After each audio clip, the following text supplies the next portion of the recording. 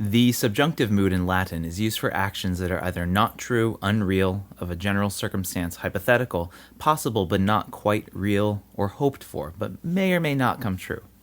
To make things easier, Latin utilizes the subjunctive in only very specific and easily classifiable uses. For example, the result of an action will use the subjunctive mood, as does purpose. Since the subjunctive mood is different from the indicative mood, which is the factual mood that everyone always learns first, the conjugation of verbs into the subjunctive mood will be different. This video covers the conjugation of verbs in the imperfect active tense of the subjunctive. Gosh, the imperfect subjunctive has to be one of the easiest things ever, and I'm serious. Here's the shortcut way to form this. Take the second principal part and add your personal endings. Est, mus, tis, und. Yeah, that's it. And you thought Latin was hard. Well, not all the time, at least. So, for amo, amar, we take the second principal part, amar, and add our endings. Amarem, amares, amaret, amaremus, amaretis, amarent. And the nice thing about this, there are no irregulars whatsoever. This little trick works for all verbs. So for moneo, monere, we have monerem, moneres, moneret, moneremus, moneretis, monerent. And even for sumessa, we get esem, eses, eset, esemus, esetis, essent.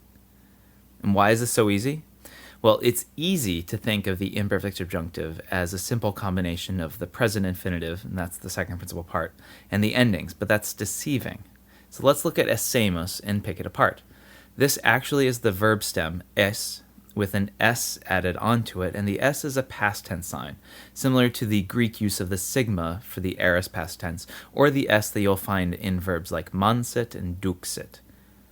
The a after this is the subjunctive indicator, and the mus tells us who the subject is. Let's look at amaremus. Ama is the present stem, and then the s, but wait, in between two vowels, a single s in Latin changes into an r. This process is called rhoticization, after the Greek letter rho, which makes a r sound.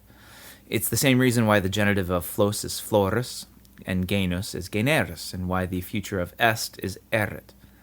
And then we have the e, which signifies the subjunctive, and the mus gives us the subject.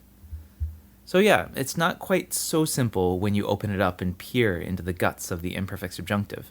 And it's a happy coincidence that the imperfect subjunctive is so easy to form. But hey, who cares? Use the trick and you'll get the result. Let's bring up the tense matrix, though, before we end. How we should look at the tenses in Latin. Remember that Latin tenses have time, when it happened, and aspect, how the action flows. And the subjunctive has only present and past times, continual, or you can think of this as incomplete, and completed aspects.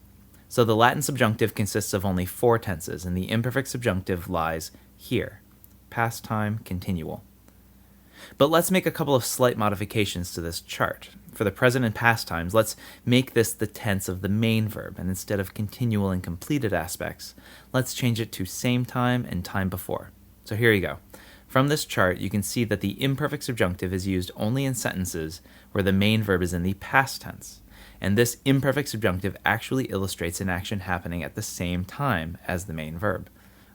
Confusing, I know, but this is very important. So let me illustrate this. In English, you could have an indirect question like, I knew what you were doing. In Latin, that is, scivi quid faceres.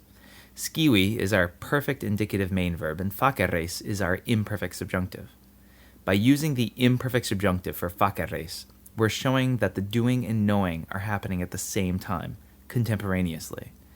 If we changed were doing to had done, we would change faceres from the imperfect subjunctive to the pluperfect, facices. I knew what you had done. Now the had done happened before the knowing. This last bit is tough, but it's part of a larger discussion on sequence of tenses, namely that the imperfect subjunctive shows actions happening at the same time as the main verb.